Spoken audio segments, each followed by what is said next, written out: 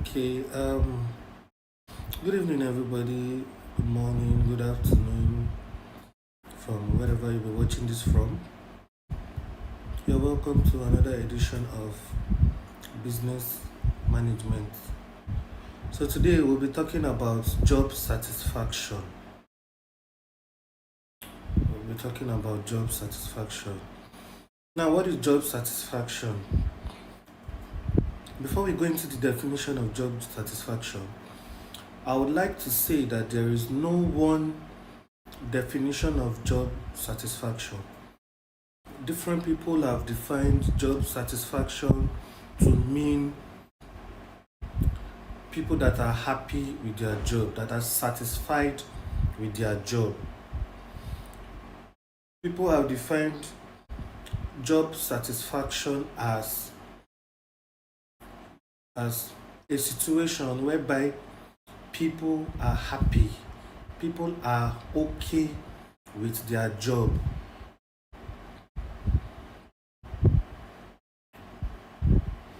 Now, from what I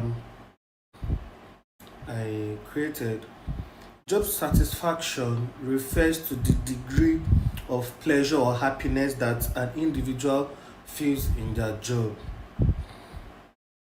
Job satisfaction refers to the degree of pleasure, to the degree of happiness one feel in their job. Now, when we say to the degree, we can have the highest level of job satisfaction and the lowest level of job satisfaction. Let's not get it twisted. People can be dissatisfied with their job. People can say that, oh, this job, they are just doing us anyhow. I have been in contact with people that have high level of dissatisfaction with their job. For those employers, for those people that bring people in their work, there are different degrees of satisfaction. There are different degrees of dissatisfaction. So you need to know where your laborers, where your workers, where people that work for you stay. Those that have high level of satisfaction are always loyal to their bosses, are always loyal to people.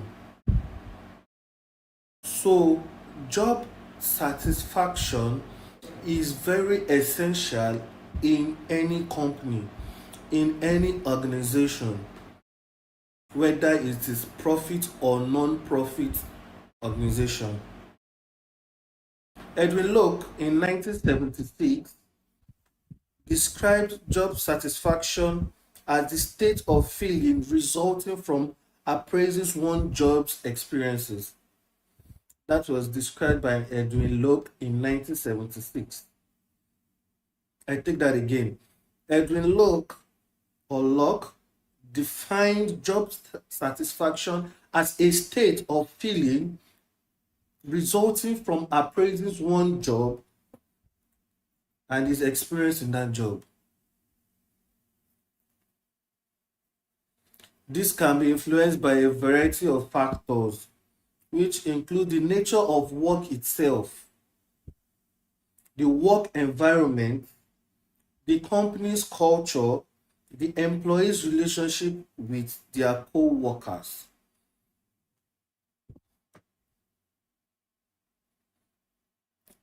The nature of work itself. I have come across people that have said that this person is not feeling fine, their co-workers are not feeling fine, and they gave him the work plus his own work, and yet they are not appreciating him. That's why we have mass resigning. Those that want to japa, those that want to leave the country, those that even want to leave the job itself because the work environment is hostile.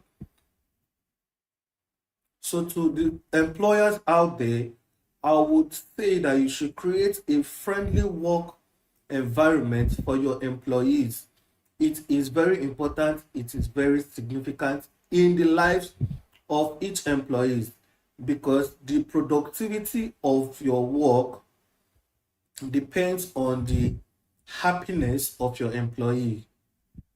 The productivity of your work, the high turnover you receive every year depends on the satisfaction of your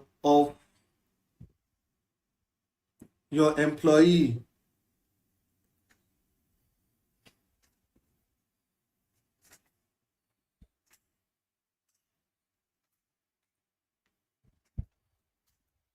A person who is satisfied with their job is more likely to be productive. Some employers of labor re- are not taking this serious. They feel that, oh, okay, since I have the money, I can treat anybody anyhow, which is not so. Because the more you treat people anyhow, the more they leave, the more people blacklist your company or your organization. Now, there are 5 factors by which you can make your employees happy, satisfied with their job. And these 5 factors are not just limited to the 5 factors, there are other factors. But for the sake of this teaching, for this class now, I will bring only 5. Then, when we enter our mentorship session, we are going to delve in more to open the eyes of employers of labor to see why they should make their employees happy. 1, engagement. Now, what I mean by engagement is not engaging them with work. A boss can come down to where his employees are sitting and engage them in discussion, engage them in meaningful conversations. For example, I have an employee and I come down from my office or from my shop and I start asking them, oh, what is happening? How are you? Are you fine? Hope you are okay. Some conversations that can even lead the employees to tell you exactly how it is wrong with them. That is, you engage your customers, you engage your employees, you engage people in meaningful conversations that will show that you care, you have empathy and sympathy towards them. Some people would even do more than you ask them to do if they are being satisfied with their work. When they see that their boss cares about them, they now give in their best. Some organizations do employee of the month, give them 100K or more, they give them monetary value for their work. Some fly them out, some give them gifts. In the offices, some of them exchange gifts between themselves. So when you engage them in meaningful conversation, they will feel like, oh, this my boss cares about me. When it comes to work, they work better. They even stay additional hours. Number 2, respect in terms of praise and appreciation. Respect them, praise their work. Now, my dad always tell me something. He always say that before you bring out your complaint, appreciate the work of this person first. I'll give you an example. I sent my employee a work to do, and I give that employee, okay, do it between 3 hours to 4 hours. In the next 4 hours, I want to sit on my desk. Now, the employee is done with it and he brought it to your desk. First things first, You need to say, oh, thank you. Let me see what you've done. Then before you criticize the work, before you offer constructive criticism, not just criticizing anyhow, you will tell the person, okay, I've gone through this your work. What you did is fine, what you did is good, but this place and this place, this is how it should be done. And an employer should learn to listen to their junior colleagues, to listen to their employees. Without that, you are a boss. Without listening to them, all what you want to do, oh, because I'm the one paying your salary, I don't need you to dictate how this company will run or so. My mommy always told me that in every nonsense there is sense. Even if you are not going to take that person's advice, first of all, listen to that person. When you listen to that person, it even brings in fresh ideas. And when you're having a board meeting, when you're like you have board meetings, 5 to 15 people, and an employee, supposedly a junior colleague or a junior employee, raises his hand to speak, when you are asked, okay, any question and answer, or any question, suggestion, complaint, and all, and then a junior colleague, supposedly junior colleague, raises his hand to speak, don't shun that colleague. Allow him speak. Give him that sense that he's part of your organization. Give him that sense that, oh, what the result you are bringing in is appreciated. Let's listen to him, because by then he might bring up a suggestion that by the end of the year, when you are doing your financial audit, you will see that you've made more money than how you've made in previous years. Now listen, an employee, the life of an organization or a company is in the hands of an employee. They can either make or mar you. You can either get your profit or your loss. Now, why I said it is because an employee can go outside and damage the name of the employer. A junior colleague can badmouth a company. Oh, these people don't treat you well. These people don't do this. They don't do that. They are always high-handed, which in turn spoils the name of the organization. So I mentioned 5 factors of job satisfaction. One is engagement. One is respect. Respect people's opinion.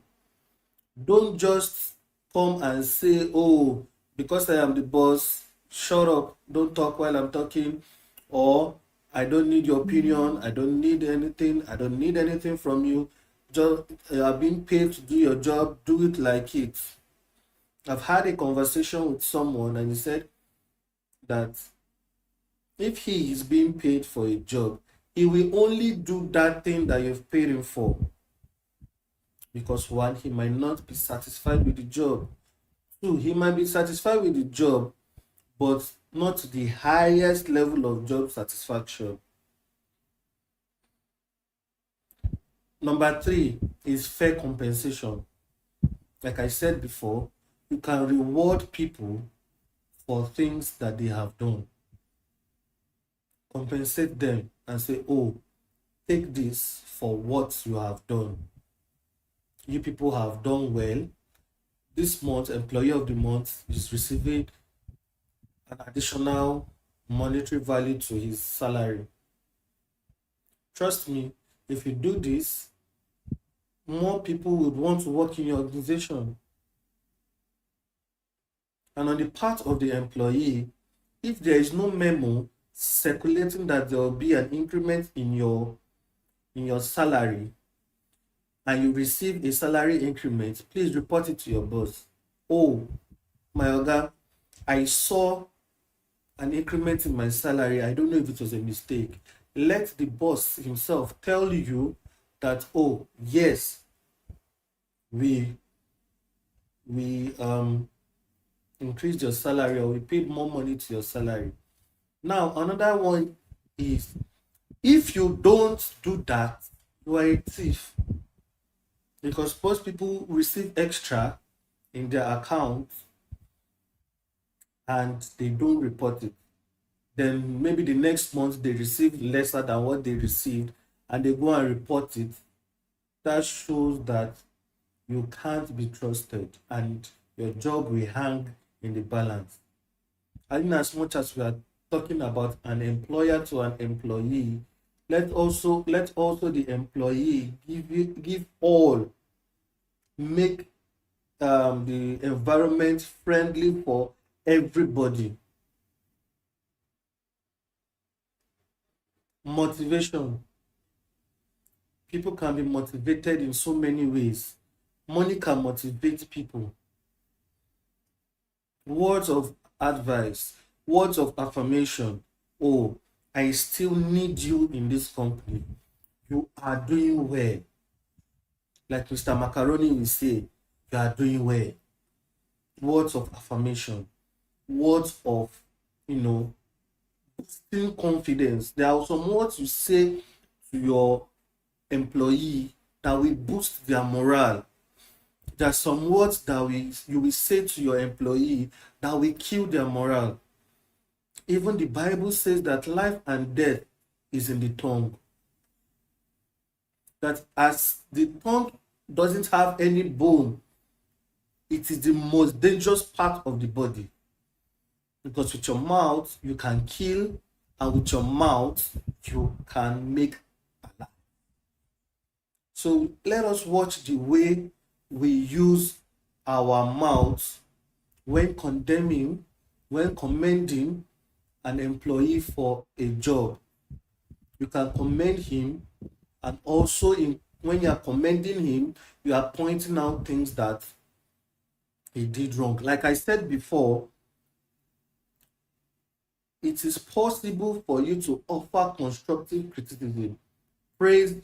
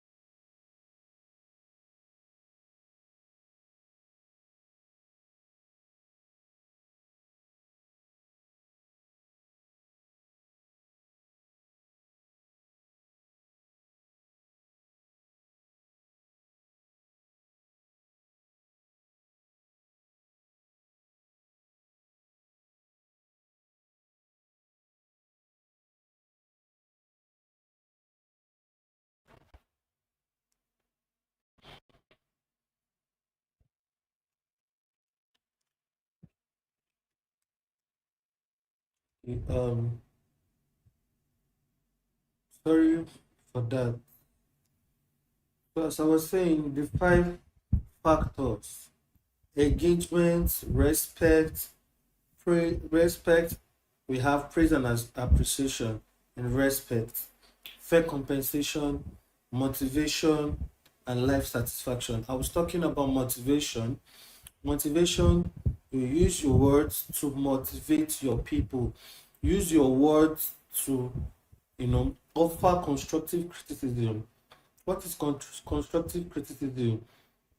Constructive criticism, in my own definition, is when you are criticizing but with a point, without hurting your fellow human being. Like I said, life and death is in the tongue.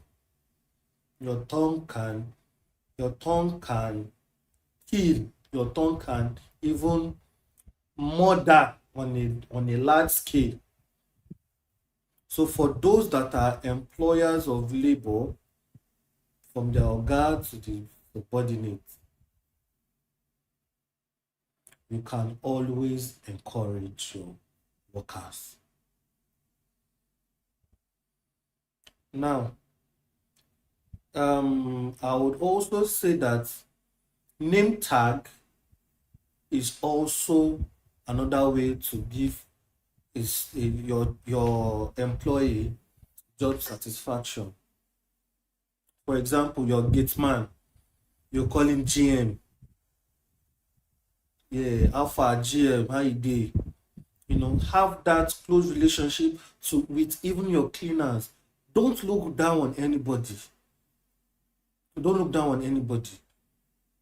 Always have a personal relationship with everybody, both the employer and the employee and the co-workers, junior colleagues, everybody. Always have that personal relationship.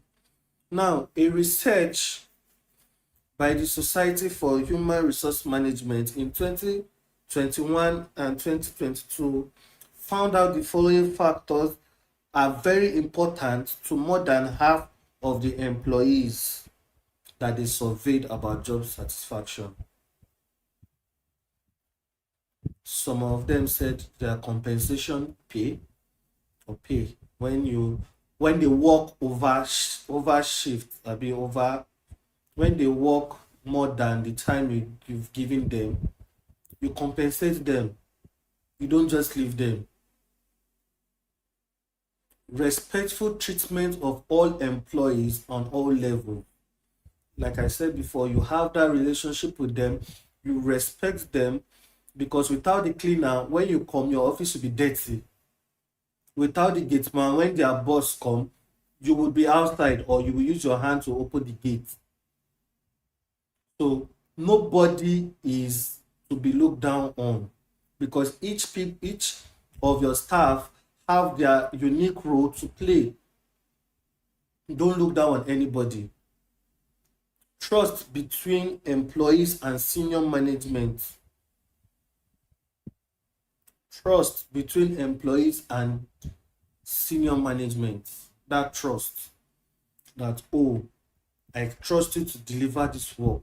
I can, as an employer, I can send you to Canada, I can send you to Australia, I can send you to Maldives, I can send you to anywhere to represent the country, and I trust that you will deliver. Now, trust is not just like nobody can just give you trust. You have to earn it. How do you earn it? The Bible says, "Seest thou a man diligent in his business, he shall stand before kings and not before mean men." When you are diligent with whatever you are doing, with whatever task that was assigned to you, you will stand before kings, before rulers. And I'm not even talking only about the employers. I'm also talking about the employees now. When you are diligent in your work, even kings will look for your services. Job security. That job security is another dimension on its own. It's another dimension on its own, because if my job is not secured, if you are not giving me that sense that my job is secured, then why am I working in your organization? Those managers that can hire and fire at any given time. Let's watch it. People would not come to your organization. I'll use Chelsea Football Club as an example. During the Roman Abramovich era, they hired and fired so many managers. Within his era, he had, if nothing less than 15 managers. Space from 2000 to, I think, 2021, if I'm not mistaken. Different managers, hire and fire approach. Once you are not giving me the results, you are fired. Which shouldn't be so, because some managers didn't even want to come. Those that will come will tell you that they already know the policy of Chelsea, so they are under pressure to deliver their work. Now, when you put your employee under pressure, you either get a result or you get a disaster. And when you are getting your results, you are happy, but the employee should not be put under pressure whatsoever. Allow them a free working environment, because if you restrict them so much, your work might be restricted. Not even might, your work will be restricted, and it will be producing the same result every day, every year. Another one is career advancement opportunities. An organization should be able to provide their employees with opportunities that can make them better in their respective roles. That is career advancement opportunities. Now, don't forget, what I'm listing is what the Human Resources Management, Society of Human Resources Management, they carried out a survey, and for those that are satisfied with their job, this is what made them satisfied with their job. They conducted the survey between 2021 and 2022. Took them a whole year. Career advancement opportunities. One, I mentioned compensation. I mentioned respectful treatment of employees at all levels, trust between employees and senior management, job security. When next we meet, we'll talk better. We'll talk more on job security. I'll give you this example of job security. Like, your employee is pregnant, a woman, a lady is pregnant. What an employer should do is, if she have that high performance index, you can always tell her that her job is secured. Her job is secured. Don't worry, go. We are going to bring somebody on a temporal basis. When you are fully fit, you can come back and your job is waiting for you. That's an example of job security. That's when she goes, because this person is performing better than her, then you now sack her. From there, you lay her off. Then that is not job security. Job security, you assure the person that no matter the situation, that her job is always for her. Okay, there was an incident that happened. I will not mention the name of the bank, but when I was in school, armed robbers came. They gave them notice that they will attack. I will not mention the bank for security purposes. And there was a woman there that, put her life on the line for the bank.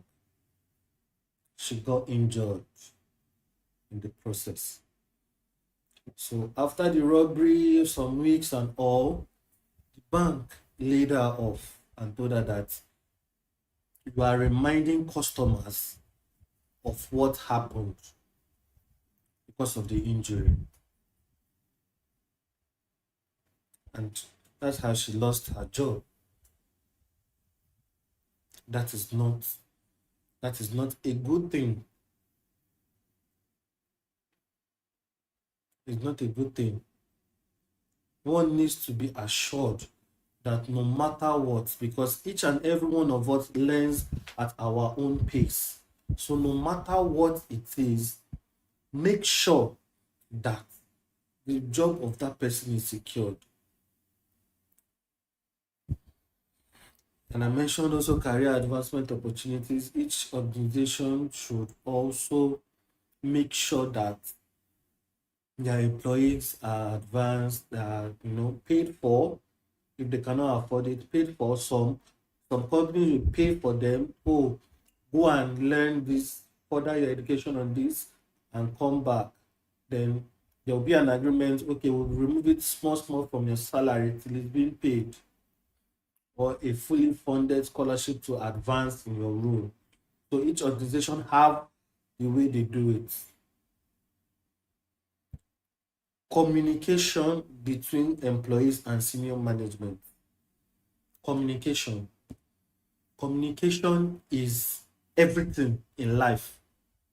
Between a spouse, between father to children, between parents to children, between employees to employers, between employers to employee. Communication is key.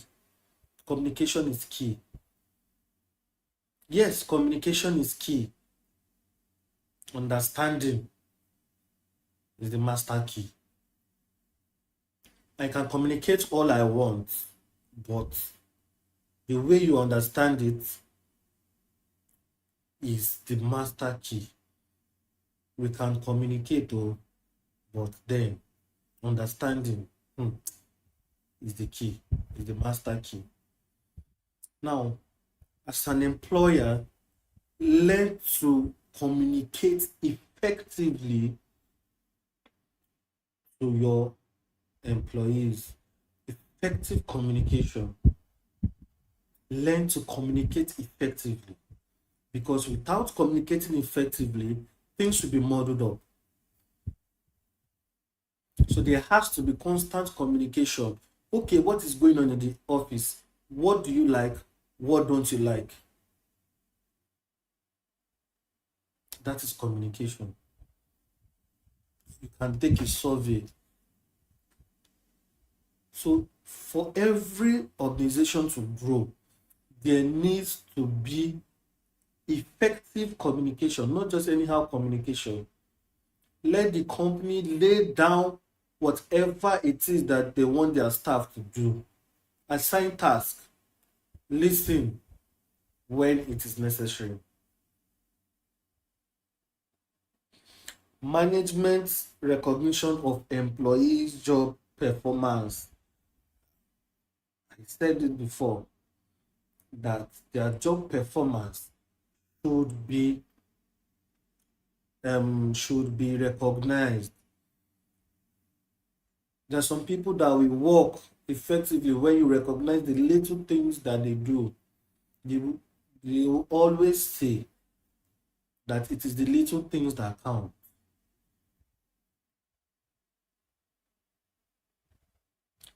For those that are doing the cleaning job, let us also remember that when you do your work very well, you give no room to them speaking. You give no room to them speaking. Because when you give a room, it can be trash talked, which is not okay at all. Which is not okay at all. So what I would say is, let us recognize effort being made. Let us recognize effort being made by the employee. Because without recognizing those efforts, things can spoil.